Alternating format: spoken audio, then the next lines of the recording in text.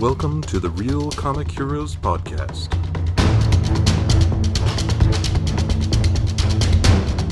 Your adventure into the world of comic book movies starts here. Did the bicycle chase, and now all I can think about is Mythbusters trying to recreate that with the Which part? hole in the spoke. Okay. And how it really doesn't work in real life because there's obviously an explosion that you can even see in the movie. Yeah. Yeah. Yeah, it certainly doesn't explode, but it will stop a bike. Yeah, it mostly just either busted the wheel off, or I think one time the pole just snapped into the bike and the bike kept going for a little bit or something like that. Huh. Not as exciting. Have you ever done that with a bicycle? Yes, with a branch into my friend's spokes. It didn't end well. Did not end well. That was a call to my mother. I had a similar experience. I don't know. I can't remember. I think it was more accidental because we did a lot of riding around in the woods too. So sometimes you get errant branches reaching into the trails. When they're connected to the tree, they don't really give too easily. So your bike is stopping. Yeah, but how could the branch get into your spokes? You have to go with some pretty dense brush, right? Yeah. Okay. It's not too clear cut around where I grew up. Us city boys can barely fathom such a thing. Riding your bike in the woods? Crazy. Savages. Jeez. You guys want to go to Berlin? Desperately want to go to Berlin. I think it's kind of a, I don't know. On one hand, it feels like it's a bold move to just take us to Berlin and just throw us into this, Nazi bonfire. I mean, just with all the imagery, and I guess, Raiders certainly, we saw a lot of Nazi, flags and all that stuff, and it just, for some reason here, it feels more evil, more intense, and I guess that, the big bonfire helps with that. It's all dark and It's okay. They lighten it up when Adolf hilariously signs the Grail Diary. Sure. So, but even that, like, just showing Adolf Hitler, like, I think as a kid I thought, wow, that's it seems like you're not allowed to do that. Like, I think for the longest time it just seemed like a really bold move to put this scene in a movie. But I might have thought that in 1989, but 2019 me is well aware the producers came out like 20 years before this movie. Yeah. Where, the producers basically, took all the original risks in terms of using the Nazis as comedy. Okay. That's where that originally. That's one of the first times that was ever done. It was very controversial, as you might imagine. To me at the time, this was very new. Of course, I'd never seen the producers then. Yeah. But I like this scene. I think it's kind of cool that they went to Berlin. Right. You always showing the Nazis the height of their power. That's kind of brave. And unfortunately, like, it's seeing, it's 2019 and it seems like this stuff is still relevant. Unfortunately, like, the street that I drive, from my house to work, like, I pass a house that literally on any sunny day, some asshole flies a Nazi flag outside on his porch. Get the fuck out of here. I'm serious. It makes my blood boil every time I pass that house. I mean, there's always two rebel flags on this flagpole, as well as like one of the, I think, Vietnam, like, "Don't Tread on Me," one of those flags. But then on a nice sunny day, he chooses to hang his swastika flag out on his porch, and it when and that isn't the thing. I mean, I don't know. I guess maybe his neighbors don't put up a fight about it. I don't know. It's one of those things. Like, the first time I saw it, I thought it was illegal to fly a flag like that, but apparently not. And in Germany, it is.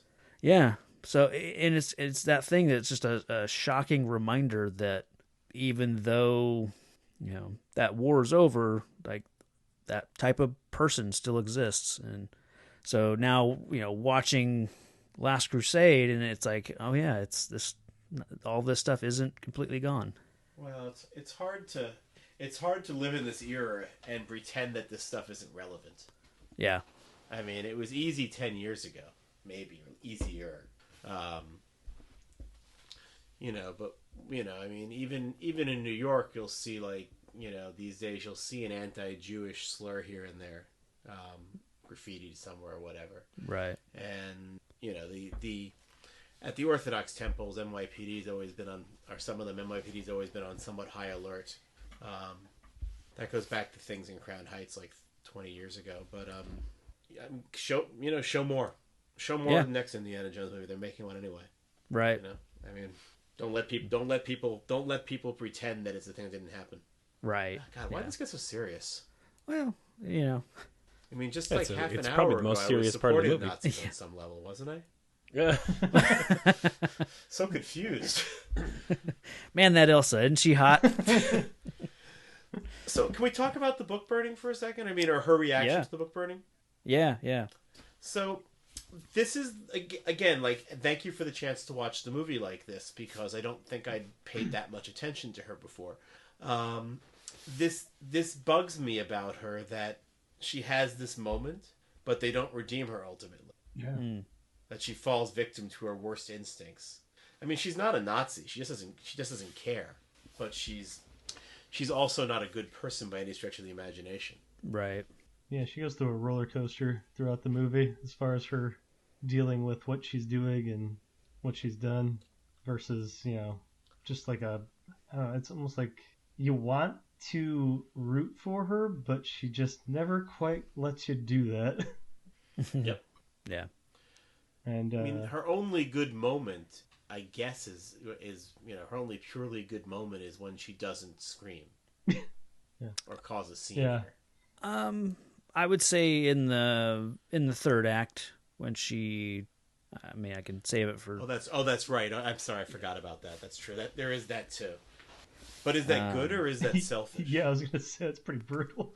If it's what I'm thinking. Well, it I is. mean, Yeah. I guess it depends on how you see We'll it. get to it. Yeah. We'll get there. It's an interesting moment, that's for sure. Yeah. But the moment, like her reaction, I don't know why, but it made me think of that old commercial with the Indian crying when he sees the littered Right.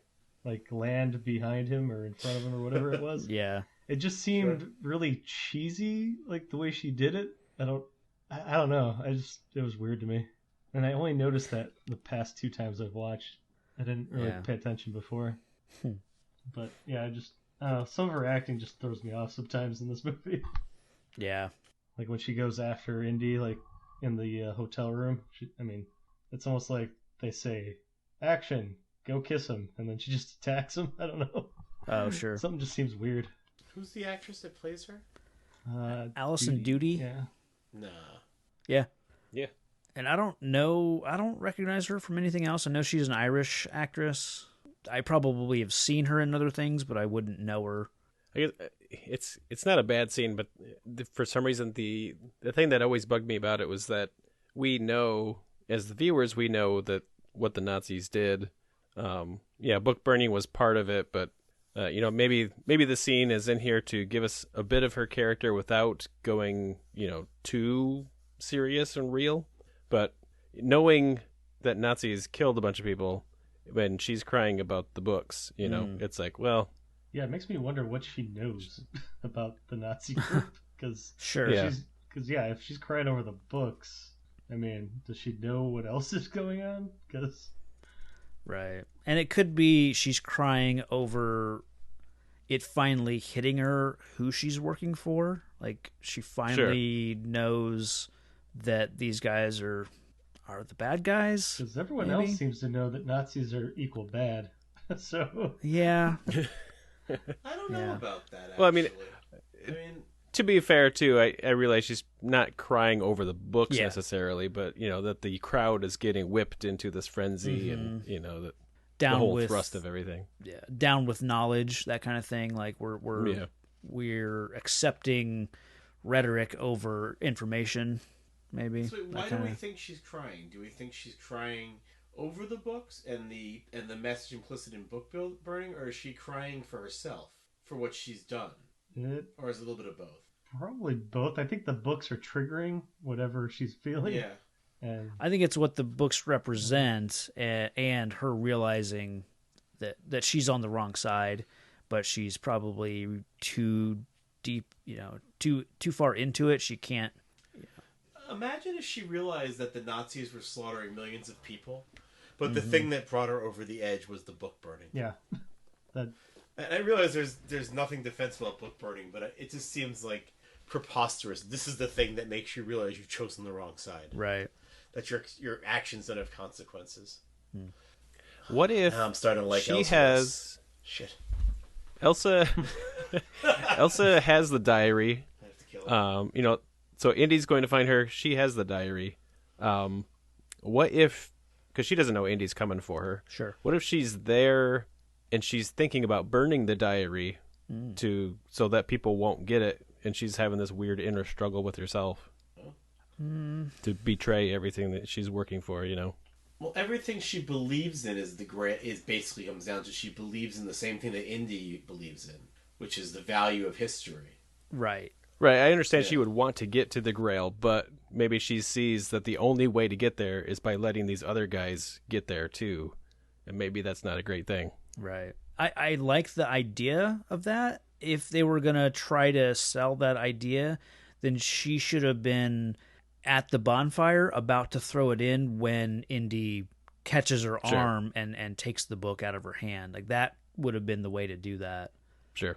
Which I think I might like more than her just kind of solemnly walking down a corridor and he stalks up behind her, because it is kind of like, oh, she's too overwhelmed and just too sad at this thing that it seems like it is just about books, Books. Books, man. yeah. So how about some hot blimp talk Yeah. with the Jones boys? No ticket. Yeah, that too. No ticket. And was it Dogma that uses that line? Yeah. Okay. Yeah, and I don't think I really remembered or knew the reference until years later, but Oh, that he just uses. because yeah. I wasn't intimately familiar with Indiana Jones to know that was a callback to this. Or Yeah, no, this triggered the callback to Dogma for me. Now I gotta Yeah. watch Dogma again. That's when Yeah. I think he throws the angel dudes out the train. yeah, that's the only line that Silent Bob has in Dogma. Yeah. But yeah, this is just another scene I just got sucked into, and it has that really great, father-son moment once it's just them, and I like the grief that Henry gives to Indy, and it's like, well, I'm here, let's talk. And it's just been so much history that Indy doesn't have anything on his mind that he wants to talk about, but it's just the idea that we never talked, and then I just really like the interaction here. Yeah, I think he's just frustrated, and he's like, "Okay, Yeah. you want to talk? But Yeah. what are we going to talk about? We've never really talked. I don't know how to do it because you're a horrible father. I was a great father. I didn't tell you when to go to bed or brush your teeth. That's why you wear dentures now. Damn it." Yeah, I always throughout the movie have loved Harrison Ford's just exasperation with him. Mm-hmm. Not to mention that Henry Sr. may be a bit of a sociopath or something, because he does not read situations at all and acts in bizarre manners when he should be freaking out or something, and does not read social cues at all, and is perfectly talking about Indiana Jones having essentially he's the other man or whatever that conversation was about. I don't even want to get into it, but yeah, I don't know. He's a weird dad. Yeah. I don't know. I feel bad. Sean Connery is a horrible father. I don't know. I was uncomfortable throughout that whole conversation. Oh, yeah? Talking about Elsa. Did they talk about her in the blimp? Yes, they did. Again, Okay. for like the third time. We get it, Connery. You used to be a stud, and you got with this Right. girl. He's still got it going on. And then Indy seems okay, just talking about how they both have been with this lady. Oh, that's right, because he's like, you should be ashamed of yourself. Like, you're old enough to be your father or grandfather. That's funny. Indy's not young enough that he should really be pulling that particular tack. Well, that and the Marion thing. There you go. Like father, like son, I guess, but it's just it's the same person. Kind of grosses me out. I don't blame either of them for their actions in this regard, but they do sort of hit it a little hard at the end. No pun intended. That's good for Sean. I'm impressed. But yeah, we got the. This is a question I've always had, but never actually looked up. Did they really have planes attached to Zeppelins, or like they do in this movie? These airships? I think so. Like as a escape for two people. It's just weird to me that there's a two-seater on this giant. Maybe it can provide a controlled landing if they need to. Maybe. Yeah, I was just curious. I mean, it was cool as hell. Don't get me wrong. The whole release from the blimp or whatever it is, airship. I love that. I just had never seen that before this movie. Right. I think it could be real only because when I was looking through the Wikipedia, just through the article on this movie, it calls it out, like they escape from the airship and they get into they called it a parasite biplane, and that term parasite biplane had a link to it, so which makes me think that it is a thing. Okay, it just seemed way too cool to be around back then. I don't know. It just seemed more futuristic than anything I've seen in an Indiana Jones movie. Right. Can't get a lot of people out with that thing, that's for sure. No. Be awesome if it like dropped out a bunch of those or something, like lifeboats. You just had a whole fleet of people leaving the airship. Alas, just a bunch of people packed in planes that don't know how to fly them. Yeah. Well, you have to fly with your buddy. He doesn't know how to land, right? Was that right. Is that the line he said? Right. You can fly, you just can't land. Fly, yes. Land, no. Yeah. It does appear to be a thing. Okay. Oh, it was. They were meant for defense more so than. Oh, okay. So maybe like that was its purpose. Thing? Like if they needed to defend an airship like this. Interesting. Yeah. What kind of heartless monster would fire upon an otherwise unarmed airship? Huh. Interesting. Okay, so we get into a hell of an action sequence here. Yeah. When they steal the car. Yeah. And then there's like this wide shot of the plane kind of descending upon the car before it starts firing on them. That's just a gorgeous, image. Yeah. Even before that, I love the dogfight, if you even call it that. Self-inflicted. Yeah. Wound. Sorry, son. They got us. I actually did like that lighthearted bit. Yeah, oh yeah. That was a good line. That's great. And I could tell Connery loved it. Yeah. I didn't dig into actually researching any of that, but I've always wondered, a plane with a gun like that, would it have stops on it, like so you can't shoot off your tail? I think so. Yeah. Would it? But I guess I imagine that anybody who uses something all the time, that gunner may have taken the stop off because he's like, no, I know how to use this thing. Yeah. Yeah, I would think that because it would be kind of a hindrance to get to the stop and then have to go all the way back around to get to the other side of the plane. Unless they built in like a trigger stop, so you can still move the gun, right. You just can't shoot that direction. Yeah. I think I've heard of that before with like similar features on planes, so it can't like shoot through the propellers or certain areas of the plane. Yeah, That makes sense. I think they on some of them, I think they would time it so that the propeller would never be right. The gun would shoot at the same rate that the propeller, so that you shoot between the blades all the time. Yeah, if that's real. We did get to see a plane drive through a tunnel. Yeah, that's one of the scenes that's kind of like, really? Like, it's very Hollywood. Like, yeah, look what we could do. Yeah, just the notion that a pilot would, I don't know, be following them that close and not be able to, I guess, look ahead and see, what's coming. I don't know. But I guess they kind of come around a bend, so maybe that it was Yeah, it's just a fun shot they could do. That's Yeah. basically Oh what yeah, it is. yeah. It works, but It's cool to look at, just kind of silly in yeah. concept. Yeah, it's kind of like the library floor where because they keep it out of camera so you don't see the reveal until Indy sees it. But it's like, well, Yeah. the people there would have seen that before. I really like. Well, on one hand, it's really weird to see, Sean Connery, see James Bond making bird noises and looking like an asshole. But on the other hand, like when you think about it as it's Henry Jones, like it's perfection, And then I noticed once he has this confirmed kill under his belt, the look that Indy then gives his father as he kind of walks away, it's a look of like respect and like, okay, like I don't know. I like the idea that now that Henry has protected them and gone to the point of taking a life in order to protect them, that now Indy is seeing his father in a different way. Yeah, but he then quoted Charlemagne afterwards, so that kind of took some of the cool Yeah. out of it.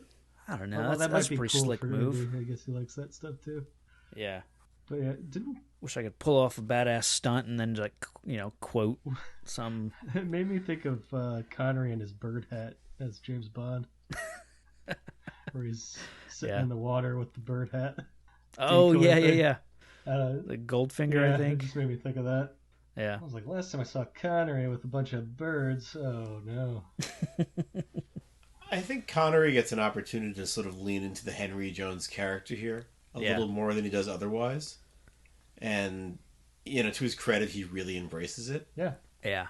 Yeah, you rarely get to see him play an old man. Like usually it's, even in The Rock he's playing an old man, but he's as if it's, James Bond as an old man or A natural old man. Yeah. In this case.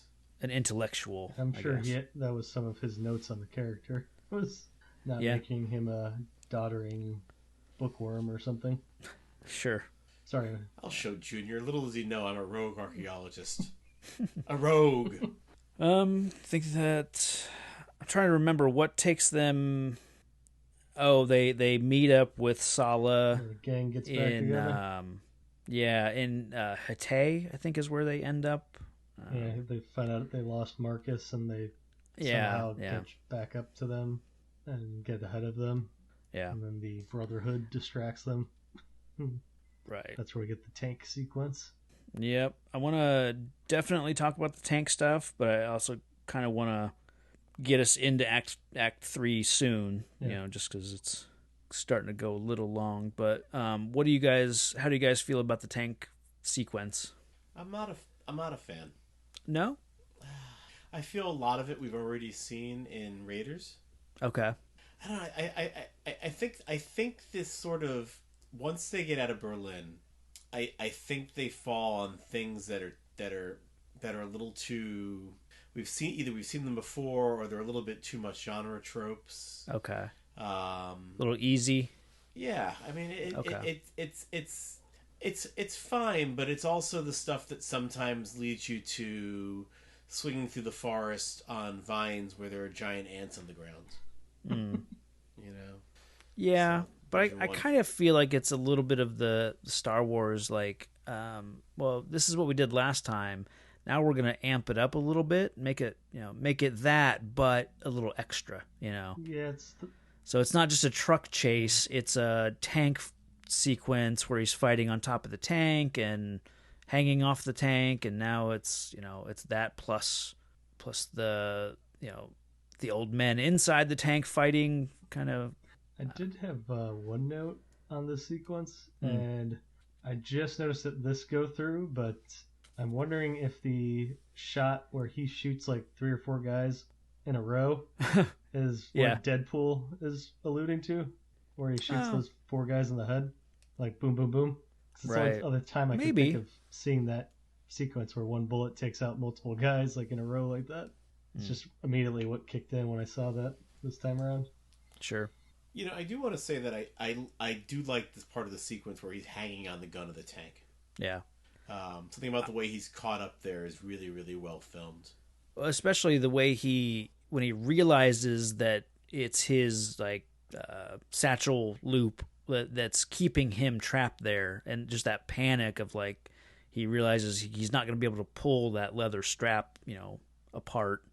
That I do like that panic on his face, and the only thing that saves him is the fact that the tank driver, when he gets shot in the head, happens to fall in a way that he pivots the tank, this direction instead of that direction. So it's sheer, luck that Indy gets out of that one. So as far as that band, so maybe he doesn't want to lose the satchel, but can't he? I mean, if he's thinking he's going to lose his life, he can slip out of that satchel, right? Because he should be able to, unless it's like twisted it's just over around somehow. I didn't really get a good look at it though. It looks like it's just kind of over his shoulder. Okay. You're over his shoulder and neck. You'd Yeah. have to slip out, but yeah, he's literally hanging by it, so he could just grab the gun, pull himself up, so he's not hanging by the bag. sure. Well, I think that jerkwad up there is hitting him with a shovel.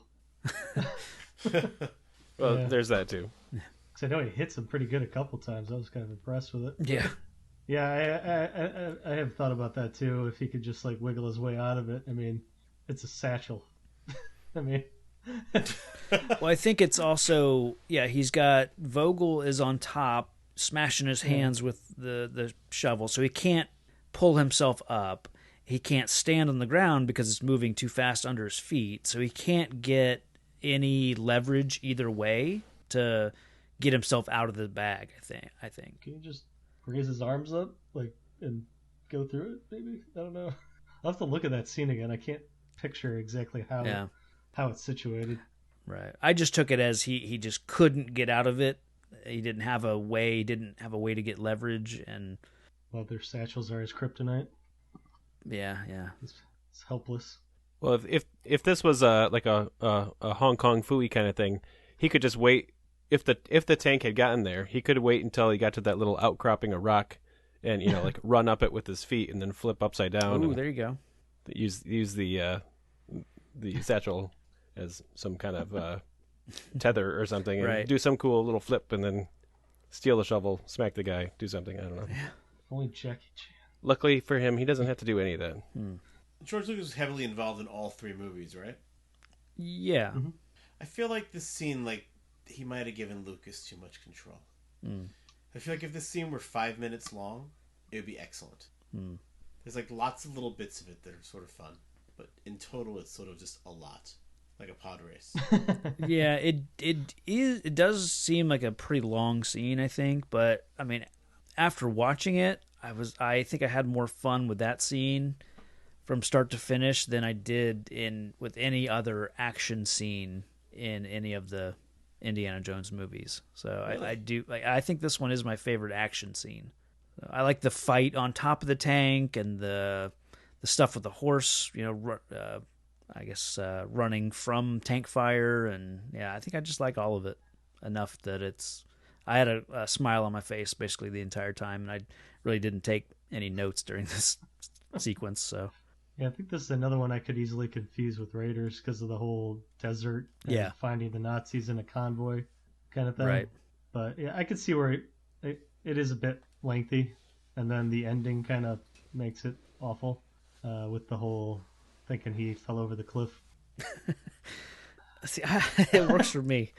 I love the look on Indy's face when he joins them, and it's like, man, can you believe what just happened? I don't know. I really like it. Just the See, that always seemed weird to me because he kept shaking his head huh, he was just really overdoing it. I'm like, we get it. He The needed a fact moment. they wouldn't notice him standing there for a few seconds is a little preposterous. Yeah, I don't know. Sorry, Travis, we're destroying this for you. No, that's okay. Travis, everything you love about this is stupid. How dare you? We have no deficits. Oh, you son of a I don't hate this, but it is a little bit weird. I realize it's a hidden thing so that you can have the reveal, but what does Indy do to save himself? How much time does he have? But even actually this time watching it through, the other guys, well, Marcus falls off the tank. Yeah. So, he's running to catch up, I guess. I don't know, because he's not on Sala's horse. But then Sala takes Senior. And by the time that Sala takes Senior, they're not really that far from the cliff. Mm-hmm. So they can't have gone that far away. So how did they not see what Indy did to save himself? Was there just a big dust cloud? They didn't see it, or I think it's one of those that Indy grabbed a root that was sticking out the side of the cliff kind of thing. So he didn't save himself until he had gone over the edge, maybe. He probably didn't even save himself. Probably his satchel strap grabbed something. Yeah. See, I would have liked that. Sweet irony. Yeah. I think it feels too cutesy. Like they're trying to really pull off this moment, and it's Yeah. I don't know. I don't know. I think for the way they amplified the level of action for this scene, I think it felt appropriate to give it a little moment of levity, just for him just to kind of shake his head and be like, man, that was quite a thing. I don't know. I think it's just the fact that anyone watching the movie knows he's not dead. So why are we going through this? And I think that's where I'm at with it. It may have been cool the first time, but I'm just like, okay, let's get past this part where everyone thinks Indiana Jones is dead in Indiana Jones and the Last Crusade before we even get to the freaking cup. But yeah, I don't know. Maybe I'm just getting cynical. I've lost all joy. Yeah. I sound like an old curmudgeon. I don't like this. I love this, Travis. This is the best scene in the movie. Good. I'm glad. Well, why don't we get to the cup, and then that way maybe you can get some of that youth that you need, some of that revitalization that you need. All right, I'm going to pick the fanciest cup they got. True chalice of the King of Kings, or the King of Beers. I can't remember how it went. So if we're all ready for Act 3, it starts with all parties gathering at the Holy Grail Temple and ends with the Jones boys, Sala, and Marcus riding into the sunset, never to be seen again. Well, some of them never to be seen again. No. So, never to be seen again. Got it. I thought I'd lost you, boy. I thought you had to, sir.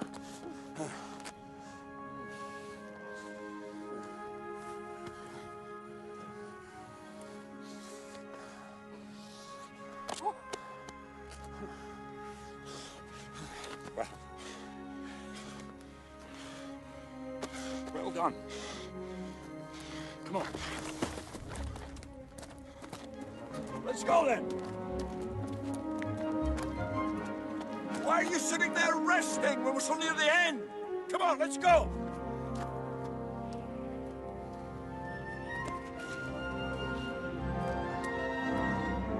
did anyone else find it odd how ornate the entrance was? Like, it was not very subtle. I was surprised. I was expecting it to be just a cave, kind of. Well, I mean, that's a real place, so I think it's like, if we're in the area and it's available to us, we're going to use it. I was thinking, if you're trying to hide the Holy Grail, maybe not have, like, a 40-foot tall entrance with pedestals and ornate stonework. Yeah, was this used for something else? And so it's kind of like that library that used to be a church where, the things are hidden, or I mean, because it seems like once you walk in, like boom, there's the entrance to the crazy tunnel that no one can live through. Yeah, you think My understanding is that nobody knows where this is that hasn't died. Yeah, because it's in this big crescent canyon that probably isn't easy to access. I mean, it's not like there are the cars that they drove here in aren't sitting outside the front gates. I mean, they had to get off, either walk in on foot, or I don't know if Donovan had horses available to him. So yeah, this wouldn't be just something that you would stumble upon if you were out for a walk. Do we think the three knights built this entire thing? I guess they did. I would think more the Brotherhood. Well, it's only 3 knights that come to the... Oh, so you think the Brotherhood... I think the Brotherhood know this temple exists. I think they know. I think they've been here. I think they... Yeah, they probably have the mechanical know-how. I mean, maybe not the current generation of Brotherhood, but over the centuries, I think the organization of the Brotherhood, probably created this temple, I guess, from the outside. The knight anyways. ever comes out and waves at them, or do they never see the knight? I think if the knight steps, 1 foot past that seal, I think he's dust. That makes sense. So are we saying that the knight then just built the booby traps? I would think that would be the 3 knights maybe Okay, did so that. they were building them as they left. Maybe. Could be, yeah. I disagree that the what are the Fez guys? What do they have some kind of sword? Brotherhood of the Cruciform Sword. Sure. I don't think they know where this temple is. Huh. I think they've been tasked with preserving the mystery, which doesn't mean they necessarily, which doesn't mean they've been given the knowledge. Sure. Giving them the knowledge is the best way to reveal the mystery in this case. And it could be a mystery to them because it's been passed down over generations, and the details may have gotten a little fuzzy for them. Sure. Like, we're tasked with keeping people away from this library and keeping people away from this Crescent Canyon, but other than that, we don't really know, what's inside the temple, maybe, or I don't know. I could see it either way. I could see it as this secret society where they know intimate details, or I could see it being a very, we only know that what we've been told, and it gets a little murkier each generation. What's that movie series that Tom Hanks is in? That Angels and Demons and all that. The Dan Brown. The Dan Brown stuff. Yeah, I read the first book 150 years ago. Sure. And I was really disappointed because I thought I was going to get something like this, or closer to this. But I love this. But it, again, this really, I kid you not when I say a lot of my picture of Christianity is informed by this. Sure. It is what it is. Yeah. Not a lot, but I mean, like a lot of my I don't really know the New Testament, and I don't, my knowledge of Christ is cursory at best, so this is wondrous, and they wrapped it around that. So I mean, there's a reason that there's a weird conflict between truth and story there. I'm sure I'm not the only person that's got that sort of thing going on. Oh, sure. No, I don't know a lot of, Christianity and a lot of that history either. So if the right character, with enough conviction can tell me on a movie screen, this ancient history, I'll believe them until I'm told differently, or... All right. So I look it up on the internet 30 years later. Yeah. I know quite a bit about that, and I'll tell you, most of this movie has nothing to do with anything that's in the Bible. So, I mean, you've got your Last Supper, which is where the Grail comes from. That's about it. Oh. Everything else has been stuff that's built on it after the fact. He even mentions King Arthur when he's first talking to Donovan. Yeah, he's not in the Bible. I'm just saying, that's what a lot of this comes from, is from the Arthurian stories, I think is what he said in the beginning. Yeah. Well, does Marcus, is he the one that says that it's the cup that he drank from, but then it's also the cup Caught that his blood that when he was caught his blood? Yeah. Is that part of the story? I don't know. That seems weird. It's not part of the.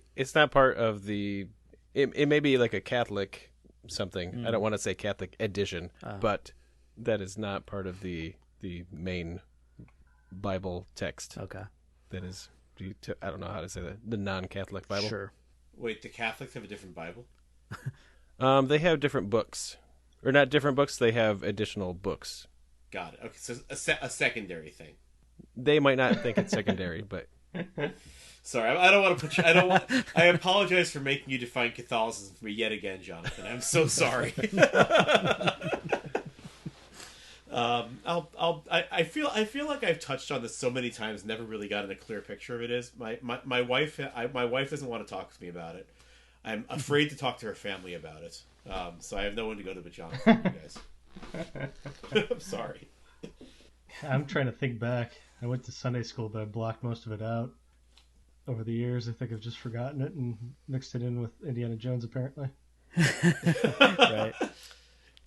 Yeah, Raiders has a lot more because that's it's Old Testament stuff. I think somebody does do something. Maybe it's like cleaning the wound, like taking the spear out or something like that. Maybe his mother or Mary Magdalene. There's something that goes on with that. I don't think it's a cup though that catches his blood or anything like that. Yeah, again, that's all stuff that is not in. If you're gonna go to the corner store and buy a Bible, it's probably not going to be in there. Although the corner stores don't hardly exist anymore. Check your hotel drawer, nightstand. Right. Still do that. I've checked. I've checked nearly every hotel I've stayed in the last year or two, and there's rarely been a Bible. Okay. I just noticed it at some point and started checking. All right, good to know. Yeah. I mean, must be because people are taking them home. I stay in some really heathen hotels, to be fair. Yeah. A lot of Fairmonts. Just stand at the Sybaris. Yeah. No, I get it. Any bed that's got that change slot for the vibration, I'm guessing doesn't have a Bible in the nightstand. Right. They use a square now for that. Yeah. Jeez. We're probably not that far off. You could probably use your Apple Pay or something. Yeah. Tap and go. Venmo your vibrating bed. That has to be the record for transitioning between debating the Catholic Bible versus the King James Bible to transitioning the pay schema for Right. whatever vibro modes. All right. So, anyways, Henry Jones gets shot. Yeah. That'll quicken the movie up, though. I like that. Yeah, I really like the it gives it real stakes, because even when Indy was bluffing with Belloc and those Nazis, like they had Marion, but it's not like, I mean, shooting her wouldn't have made him want to help, because it's not like he could have brought her back at that point, but. So it's different stakes, but I like Donovan's decision to speed things along by to shoot his father. Well, I mean, for the You story, sick son of a- it makes sense. Yeah, It's like the character ran out of patience with the story. Because suddenly he's shooting Right. people and drinking out of any cup of Christ he can find. There's no patience for the man all of a sudden. well, if you think about it, he's since he's met Indy, like his master plans have gone to shit. Like he's half burnt down a castle, he's killed numerous Nazi soldiers, he's now destroyed a tank. Like he's whittled down Donovan's army essentially.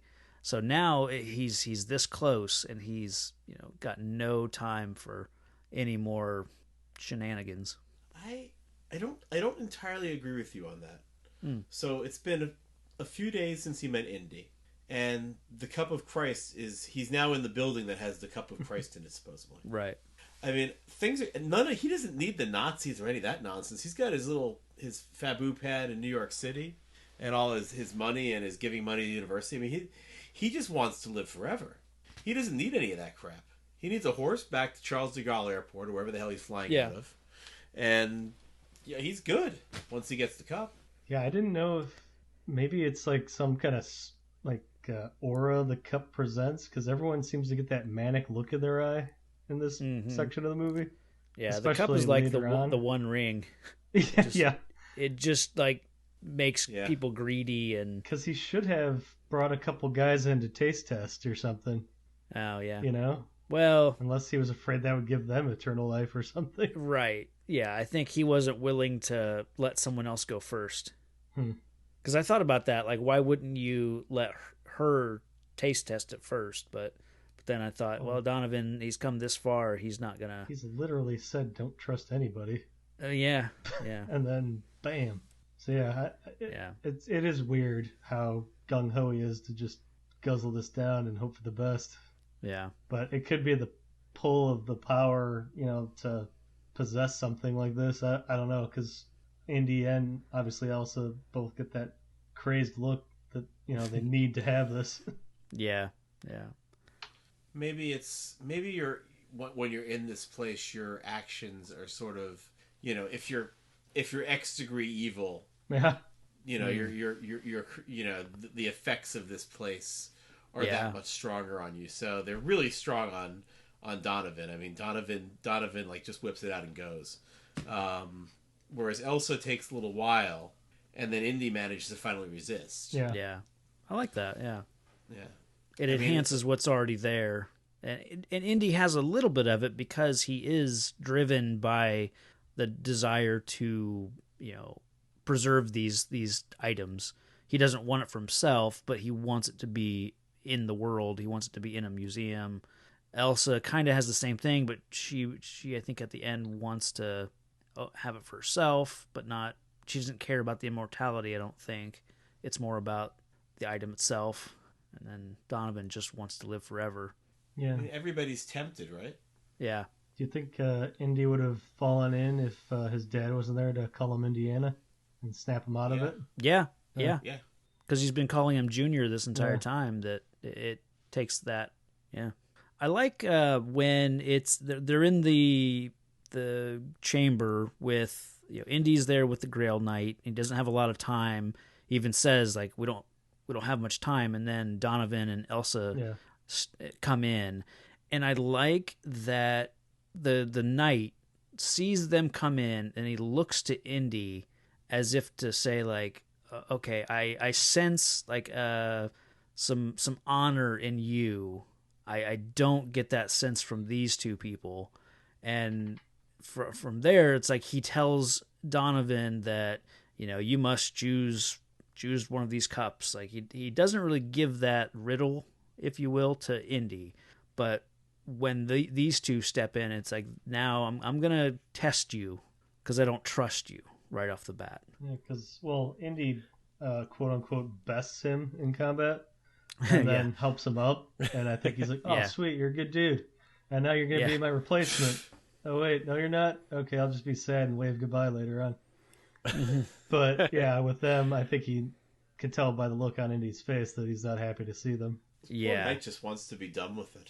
Plus, when you rig up all those traps for or traps or trials, depending on how you look at it, I guess. But someone comes through because they beat it, and then some people come in after them. I don't know that you would trust them anyway, because either all three of them figured out all the clues or something, and I don't know. Yeah, you imagine he's going to have to dust that path at the end there all the time, so it still looks like a bottomless pit. Right. Right. It's a lot of work.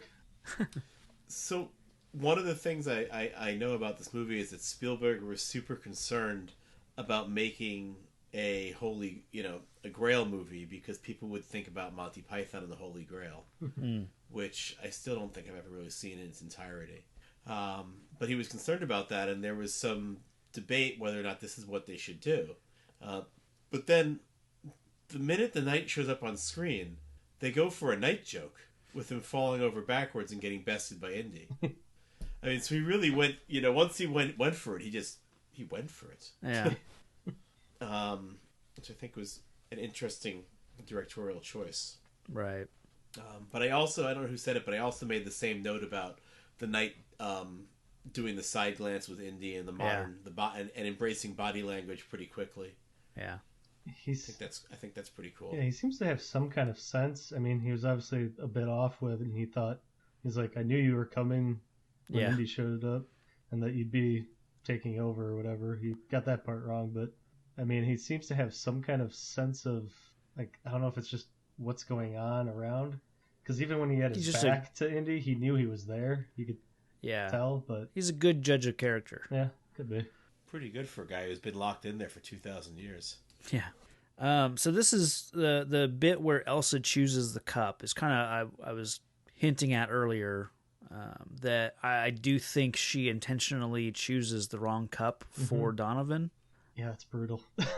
At first, it doesn't read that way right away, but once he drinks from it, then like the way the look on her face is I think a bit telling. The knight says it'll suck your life away.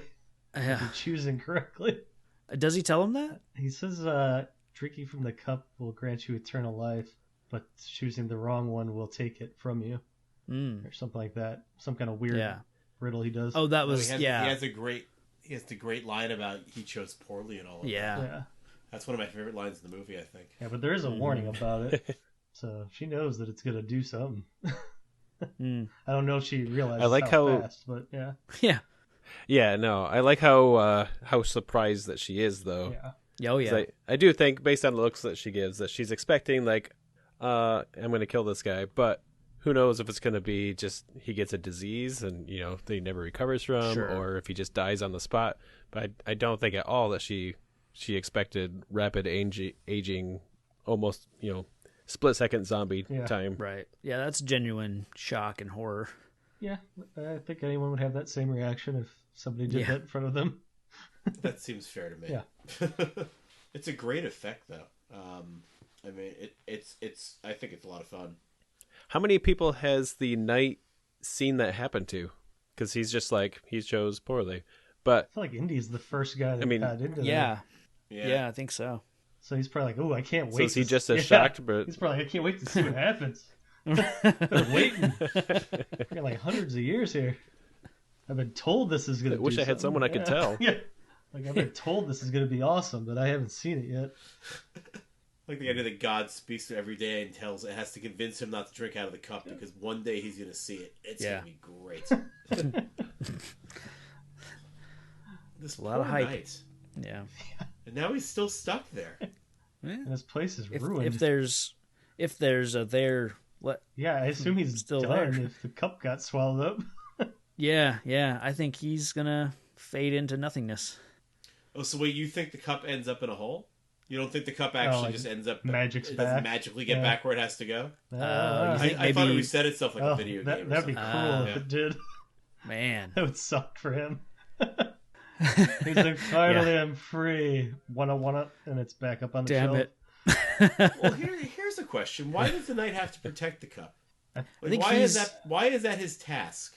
I think he's the... His brothers gave him that task, essentially, right? He's the most worthy of the three or something, he says. I can't remember. I don't know it's who kind of judges that. Yeah, I think it's kind of a self-imposed guardianship of this, of making sure that the next person that I guess guards the cup is worthy. I don't know. Does God want him to guard the cup? I mean, what does God want? Right. Tell me. They might feel like that they're on a mission from God. Yeah, that's right. That was always a problem. Yeah.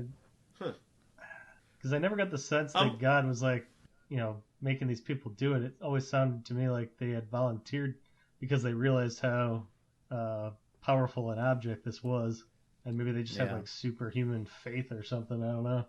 Well, and I think because they know that if the wrong person with an evil in their heart, if they take either the wrong cup and drink from it, they're going to die. If they take the right cup and try to leave with it, the whole place is going to collapse into nothingness. And so, if the right person comes along, they're going to stay there forever. So it's kind of a built-in you don't really need security system. Not really, but it's nice to have a caretaker there. Essentially, he's there to keep a Holy Grail kegger from breaking out and just having a bunch of people in there just living forever. Right. Well, that is something that is kind of in the story of the Bible all the way through, I guess, is that going back to the Garden of Eden is once sin entered the picture and people were less than perfect, then the everlasting life, or I guess literal everlasting life, was no longer accessible to them. So this whole I'm not exactly sure how the Grail, I guess, especially if it caught his blood. I'm trying to see how that kind of carries through that the cup would have any power at all, really. But so at the Last Supper, Jesus says, the whole communion thing about eating my flesh, drinking my blood. So I guess that's probably where that comes from, that there would be any power to this thing. So it's always been a thing of, just ultimate life or ultimate power is not accessible to us as in the state that we are in. Right. So I guess that's the reason why you don't want just any old person drinking that cup. Although it is kind of weird that who is allowed to drink from that cup? The person who's just going to sit there and guard it? Yeah, I think the knight has been, doing like a weekly refresher, I would assume. So it's, I guess it's just one of those things of like, what's the purpose of the cup then? If nobody can have it, the only person that can have it is the person that's just guarding it from other people having it. No, but Indy and his father had it. Yeah, Indy did drink and should be immortal now, I assume, too. I guess, but they don't. Who knows? That gets a whole question of like, is that a one-time thing, or if you keep having it, you'll keep revitalizing, or I don't know. I think once, I don't know. I keep going back to like the Great Seal. Like once you step past that, the effects wear off. He said the cost of immortality was staying in the temple or whatever it is. But he also was supposed to have, I thought, eternal youth, which apparently was a partial lie there. Yeah. Unless he just really hadn't drank from it in a while. Because he looked pretty much like a corpse. Yeah. What a good-looking corpse. Well, actually, is it immortality or eternal youth? Because they're not the same thing, obviously. Yeah, sure. I think Donovan said, could you imagine eternal living forever? And right. I think Donovan is adding on to it. I think it would cease your aging from that point. So you wouldn't get younger, but you would stay as you are. It's an old ass night. Did any of you guys ever read the Sandman comics? No. Well, you should. There was a story in the Sandman, and the character sort of went on to other stories. For those that don't know, the Sandman was a 90s comic series by Neil Gaiman, which he seems to keep reviving in some form. But there's a story where the main characters give a human being eternal life, and he never ages. And it's great because you get to see him go through all these like successes and failures over hundreds of years, and continue to choose to live. And the idea is that you think eternal life will be great, and sometimes it really is. Sometimes you lose everything, and it's really horrible. So that equivocating eternal life with a good life. That's a shortcut our stupid little minds take, I think, all too often. Yeah. When tempted by eternal life. So I believe that the knight was drinking out of it constantly. But I don't believe the knight was... I think the knight's only source of happiness was the fact that he was in service to God. Right. Otherwise, it was a miserable existence. Yeah, I don't know how many times he read that book he was looking at. A page turner it is not. That was one of those Dan Brown books, I think. Yeah. That was pretty big. Picked it up at the airport. Stephen King-ish. It was pretty massive. Yeah. A collection. Yeah. Yeah. All right, so we get a little magic bullet gone. Yep. Just pour a little juice on there. Bullet dissolves. Wound heals up. Connery probably is hairier than that in real life. But whatever. Oh, we've seen plenty of Connery chests. We know how hairy that man is. So that was a stomach. Yeah. Or his body hair is balding. I don't know if that happens. But we got the Great Temptation scene. Yeah. With Elsa and Indy. I like the way it plays out with what happens to her. He goes through the exact same thing seconds later. I really like the paths that they both take. Yeah, and then Daddy saves the day. Mm-hmm. And we learned that Indy was named after the dog. And Sala is so happy. The funniest thing Sala has ever heard. Yeah. And you honestly forget Sala's in the movie. Yeah. He was a cool dude in the first one. Here he was just rustling up transportation.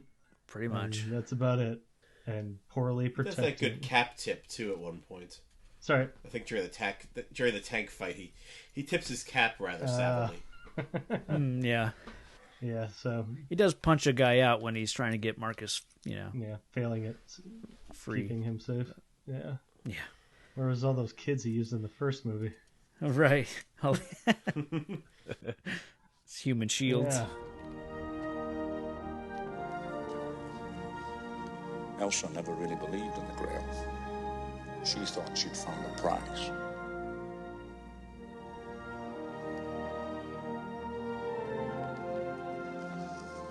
What did you find, Dad? Me. Illumination.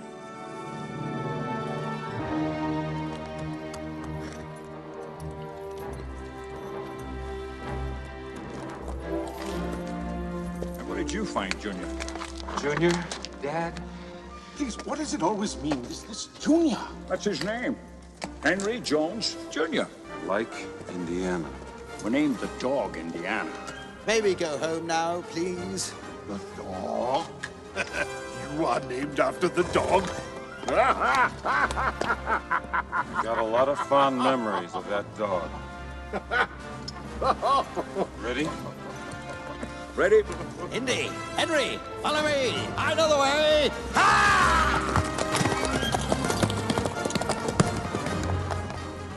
Got lost in his own museum, huh? Uh-huh.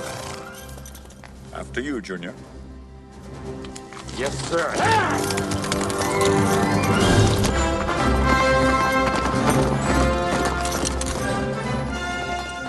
All right. Off into the sunset we go. That's We'll never right. see Indiana Jones again. Never again. That's too bad. But what if they made a movie about like, him and his son? I hope his That'd be son has a cool. cool dog-related name like he does. Oh, that's right, Mutt. Good God. I assume that's why they called him Mutt, because of the whole indie dog joke, but... I hadn't put that together to now, and I kind of wish I hadn't. Yeah. I kind of was happier that way. Yeah, I don't think I didn't put that together either. I might be did, right. like, I think I watched this movie maybe shortly after watching Crystal Skull, and I was like, oh, that's gross. Well, why don't we go through our wrap-up stuff and call this one done? But let's go around and everyone say what their most heroic moment from the movie is. I believe there's a hero in all of us I just finally know what I have to do. that keeps us honest, I'm here to fight for truth and justice in the American way. gives us strength, You will give the people of Earth an ideal to strive towards. makes us noble. And I know in my heart that it's right. I'd say this sounds weird, and I feel like I haven't thought it all the way through, but I think the most heroic moment is just the fact that Henry Sr. sent his diary to his... I guess I don't really care that he sent it to his son necessarily, although that's nice, but the fact that he got rid of it. And the sense I get from the movie, I'm not sure how detailed the movie gets, I don't really remember, but the story I've formed in my head, I guess, is that basically he figured out that he was found out, and so he knew that he couldn't just escape, so he did what he could to get the diary out. And I guess the reason I think that's heroic is because that diary's been with him, ever since Indiana's known him, so that's his whole life. And the fact that he would part with it so that other people couldn't get it. Yeah, I like that. Yeah, kind of sacrificing himself to get the information away from him. Yeah, dig that. All right. Well, I misunderstood this question on the form, but I think I know what my most heroic moment is. So what are these guys? The guys in the fezzes that were protectors of the Grail Knight in Venice. The Brotherhood of the Cruciform Sword. Does our main Brotherhood member have a name? Kazim. Kazim trusts Indy Mm-hmm. after the big boat ride and all that kind of craziness, and sends Indy on the journey he needs to take. I'm gonna go with that. Yeah, cool. And then fights to take out the tank and all those guys too, and gives up his life. And he's got that cool line on the boat where he says, "His soul's prepared. How's yours?" to Yeah. Indy. And Indy's like, oh, let's get off this thing. My soul is not prepared. I'm gonna give it to Henry Jones for making a real ass of himself and scaring up that flock of seagulls to take out that fighter plane. Just to go to step over that line and do what it takes, I guess, to save he and Indy, because they don't have another real way out. Indy doesn't have any bullets in his gun, so I'm giving it to Henry. Okay. Go, Henry. I'm going to go Indy when, after his old man gets shot, and he's got to figure out, how to get through all this stuff. Sure. I mean, he's sort of put on the spot right away, and he's got to get it done, and he does. Granted, I could have done without, 15 penitent mans, but right. Holy crap, does that annoy me now because of Ralph Garman and his impression of Indiana Jones, or I guess Harrison Ford. But I mean, to me that was probably the most classical heroic moment. Cool. And let's cut over to Villainous. This planet, these people, they are nothing to me. You were made to be ruled.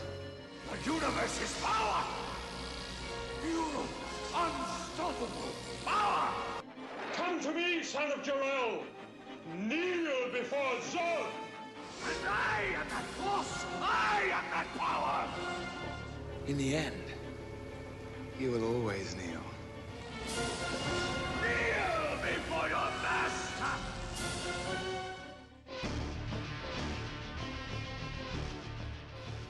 Mine's easy. It's Elsa.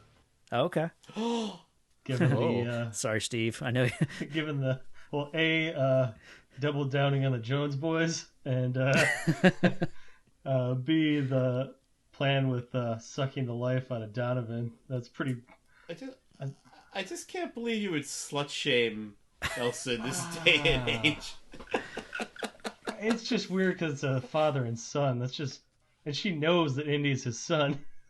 Girl's got to get her freak on. That's fine, but keep it out of the family. Jeez. This isn't Jerry Springer. It's 1930 something. Oh, man. All right. Slut shaming. I'm not defending her. Yeah, I know how you love those Austrians. Oh, baby. Yeah. I'm going to go with Donovan telling, Indy not to trust anyone. And, he meant it. Like, anytime anyone tells you not to trust anyone, they're the bad guy. Yeah, he even comes back into the scene with that same line. Yeah. Sitting in a chair towards a fire with his back to the room. He just needed a cat. Come on. Yeah. Oh, I didn't, let's see, I didn't really have a villainous act. I was just kind of went with Donovan. Yeah. Because he's the kind of the leader of this whole plan. You got the other Nazis and stuff, but they're just soldiers or they're just commanders or whatever. They're just following the orders. Donovan's kind of in charge of this stuff. He's, right from the very beginning, or at least the beginning when we see him anyway, he's deceiving Indy right away. Yeah. So I'm laughing because it's a movie that features Hitler. Yeah. And we're like, oh, it's Donovan. Oh, it's Elsa. Yeah. Well, Hitler signs his book, Yeah. so I don't know. It's hard to. Doesn't even charge him. Yeah. Yeah. And besides, that could have been one of Hitler's body doubles. Ah, right. You don't know. So I'm tempted to go with Donovan shooting Henry Jones. Right. As the the worst act in this movie, but regrettably, I have to say that Elsa pointing Donovan at the wrong cup is kind of far worse. I mean, that's brutal. Yeah, I think it's the look she gives that makes it so much worse. She's like, "Eh? Look, Indy, this sucker's gonna drink from this cup. You know it's not right, and so do I." And I'd like to give a runner-up to Scottish Indy and the book stamper for ruining the movie for me. Yeah. Oh. All right, that'll do it. Yeah. Yeah. So we'll go around and hit our ratings and just back those up with just some overall thoughts and just kind of final take on the movie? I can start. Okay. I'm going with a 4 out of 5. Okay. It loses some points because I think I like Raiders better because it takes itself more seriously, and this seems more, I don't know, it's got moments of like the Hardy Boys or something. Like I'm reading like a serial kind of novel series, and they got jokes, and they ruined Salah, which was probably the biggest thing. I loved him in the first one, and this one I don't know what he was doing other than getting camels to replace his brother's car. And yeah, I mean, I can't put it up there with the original one, but it's still a good, fun movie to watch. Right on. I'm gonna go with a 5 because I flat out love this movie, and I watched it recently. You know, when Indiana Jones Minute, when they started up their coverage of this movie, I watched it. You know, before that, so I was refreshed, and then watching it this time, it's like it wasn't. It didn't feel like a chore. You know, it didn't feel like I had to watch it. You know, I was really excited to get to this one. It's like I said at the beginning, like this was the Indiana Jones movie from my childhood that I watched the most. So it for me, it still lives up to watching it then. It's still fun. I enjoyed it from start to finish. So like I said before, I do think Raiders is a better movie, but this is my favorite Indiana Jones movie. I think it's as good as Raiders from an enjoyment level. So that's why I'm giving it a 5 as well. Is this a out of 5 on a indie scale, or is this of all time, all movies? All time, everywhere? all movies. Yeah. I feel like I definitely on the indie scale. This definitely gets a 5. But if I'm going all time, everything, I'm probably gonna have to go with a 4. Yeah. Okay. Yep. I don't. It's definitely something I would watch. I guess that's most of the time. My scales are always just what would I watch? If someone put it on, am I going to watch this? Yes or no? You know. Yeah. So, yes, I would watch it. Absolutely. I feel like this is a movie that I've watched nearly as much as any other movie. When it's on, if I'm flipping through the channels and I have nothing else to do, I'll generally stop and watch this movie. I give it a 5 out of 5 unequivocally. Right on. Okay. Also, for anybody that listens to this podcast, I don't know what the editing will look like. I want to point out that in the time we've been recording this, my wife has managed to fly from Dallas to LaGuardia Airport in New York and almost make her way home from the airport itself. We live about 30 minutes from the airport on a real good day. Yeah. Yeah, I think this is definitely our longest recording session. But it has been, I think, a blast talking about Last Crusade. And all of our scores gives it a 4.5 out of 5. So I think that is completely appropriate for Last Crusade. So makes sense. Yeah. So yeah, that's gonna do it for Last Crusade.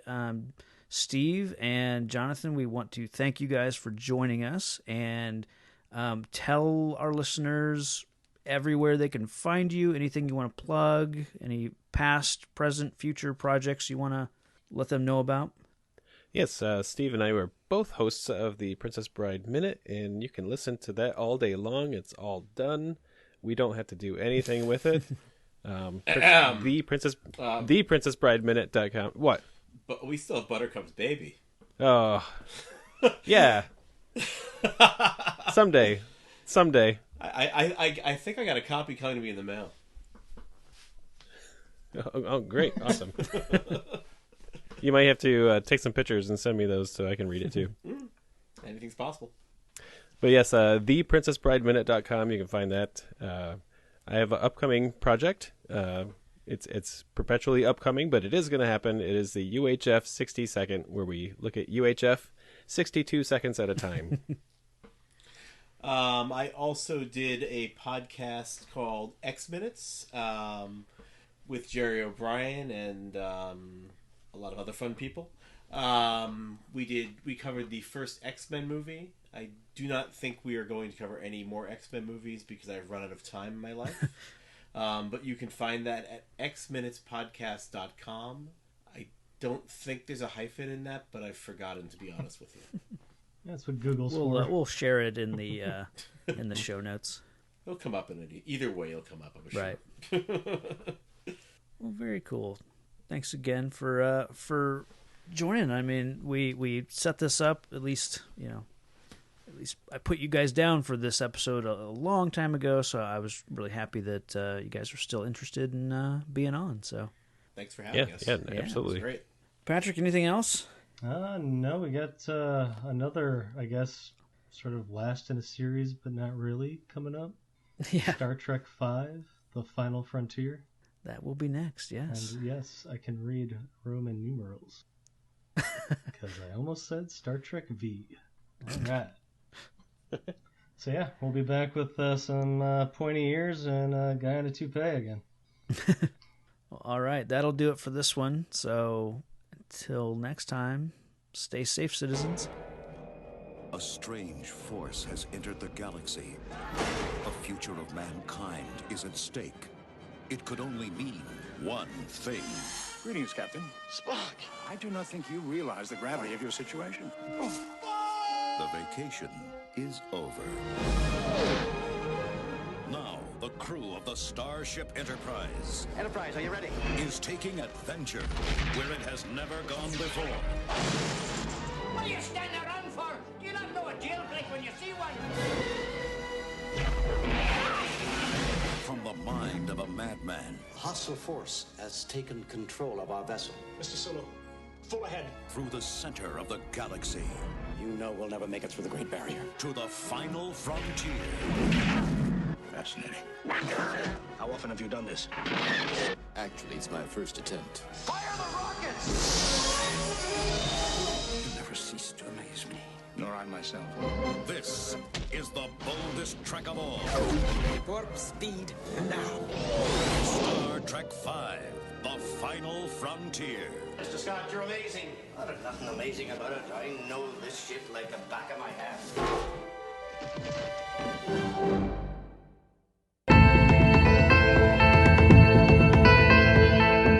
Thanks for listening to the podcast. Find the show on Facebook and Twitter at Real Comic Heroes. All music and audio are the property of their respective creators.